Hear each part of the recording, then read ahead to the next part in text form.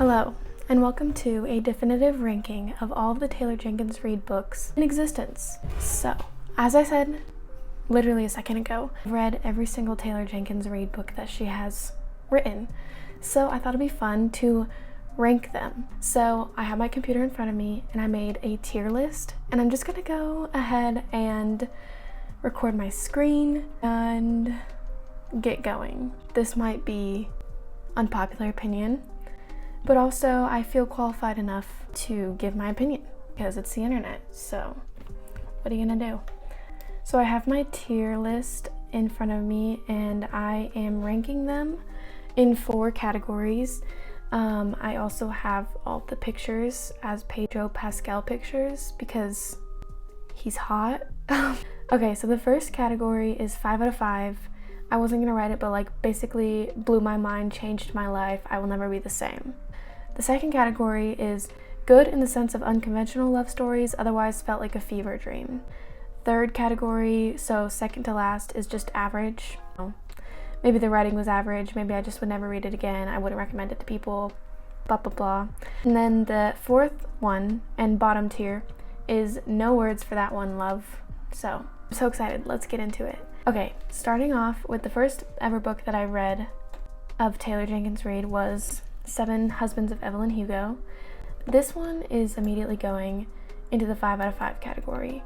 It was great. I thoroughly enjoyed it. It changed my life, reading wise. That was the catalyst for me getting back into reading, and I didn't expect half of the things that happened in that book. It was beautifully written, and the character of Evelyn Hugo is so complex, but it kind of reminds me of The Devil Wears Prada almost. That kind of mentorship, but they also kind of don't get along and can't stand each other, that kind of thing. I like it. Okay, next in this list is Daisy Jones and the Six.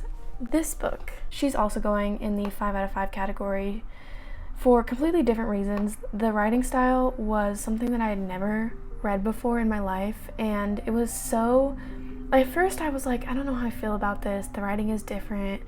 This is just kind of more of an unconventional writing style. But then as I got into it, you realized how much you could learn about a person just through dialogue.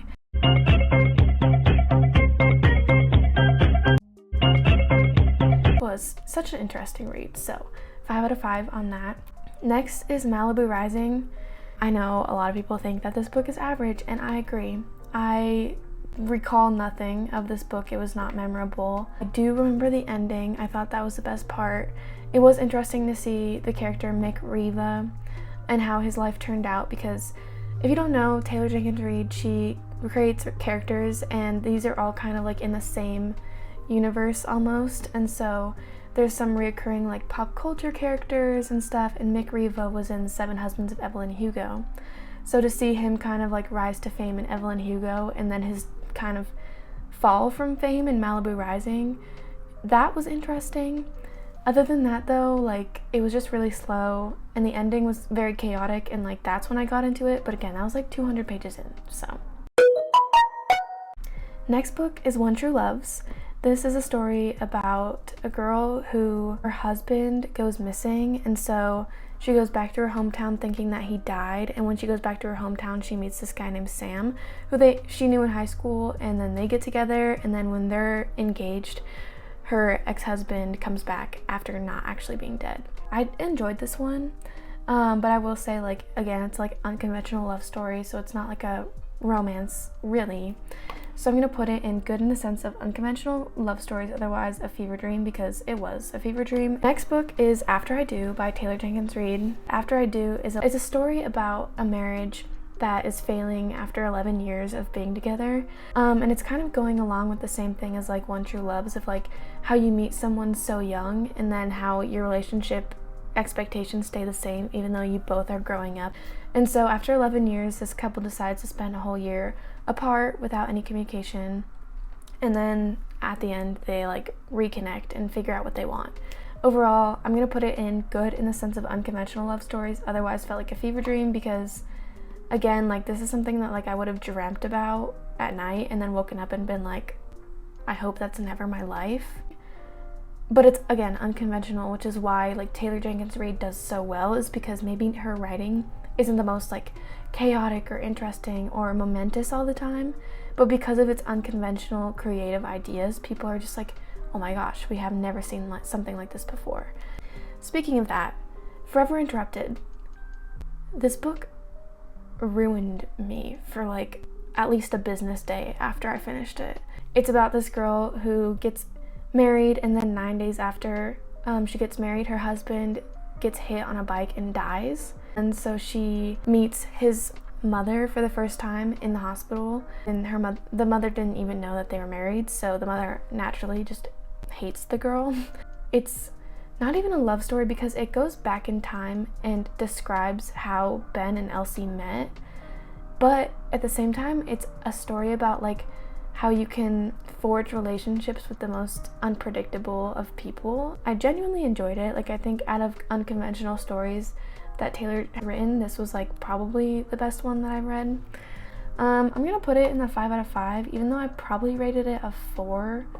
This one like really stuck out to me though.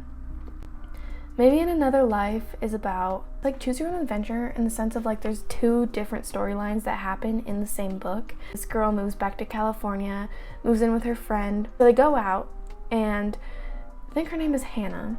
She has the option of either staying out with her high school love or going back with her friends. And when she goes back with her friends, she gets hit by a car and goes into a coma. And when she stays out with Ethan, they end up setting up a life together. At the ending of the actual book, you see both endings, and so it's kind of like those both could happen. It just depends on like the choice that she ended up making that night. I don't know. Now that I'm like talking about it, I'm like, oh wait, I enjoyed it, but at the same time, like, it was a little difficult to get through. I don't know how I feel about it. I'm gonna put it in no words for that one, love. Carrie Soto is back. 5 out of 5. This one I also read in January, so if you haven't watched my January recap, go watch it. But this book was incredible. Carrie Soto is also a reoccurring character. She was in Malibu Rising, and this book is about her tennis career and her comeback in the tennis.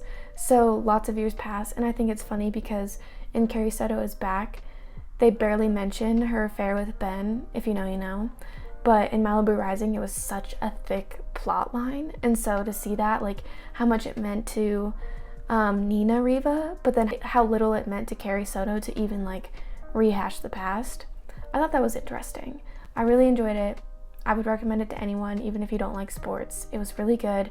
It wasn't even a love story, which I think is so different. Like, I think Carrie Soto is Back and Daisy Jones and the Six are not love stories in the sense of like they're historical fiction, but they have romance sprinkled in, but it's not the main focus of the book, which is a nice refresh.